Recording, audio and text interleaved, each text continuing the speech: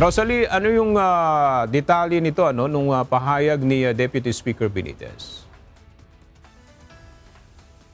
Ni House Deputy Speaker at Bacolod City Representative Aldi Benitez ang aligasyong may inaalok na pondo para sa mga kongresista kapalit ng kanilang boto sa impeachment laban kay Vice President Sara Duterte. Kabilang ang House Deputy Speaker sa 53 bumotong House Justice Panel members nakakita ng probable cause para umusad ang proseso ng impeachment laban sa Vice Presidente. Kabilang din sa Partido Federal ng Filipino o PFP na partido ni Pangulong Ferdinand Marcos Jr.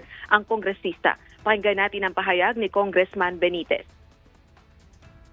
Wala akong natanggap, wala akong narinig, walang nagsabi sa akin ng ganyan. In fact, ang nirereklamo namin is ang bagal ng labas ng pera sa national government dahil hanggang ngayon, I heard underspending pa tayo ng 200 billion.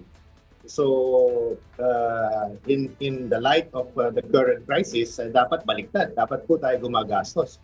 Pero pagdating po sa amin, sa mga district courts, wala po akong ganyan, wala akong natanggap.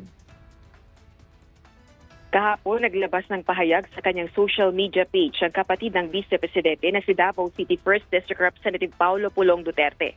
Anya, may mga nagtatawag na raw sa mga Chief of Staff ng mga congressman na bumoto para sa impeachment kung hindi ay tatanggalin ang pondo ng kanilang distrito. Itinanggi rin ito ni Deputy Speaker Benitez. Walang ganun. Kaya ako nandun at naniniwala ako na yung impeachment is one way of ensuring na ang standards ng mga public officials pagdating sa public service ay talagang pinakamataas na pupupwede.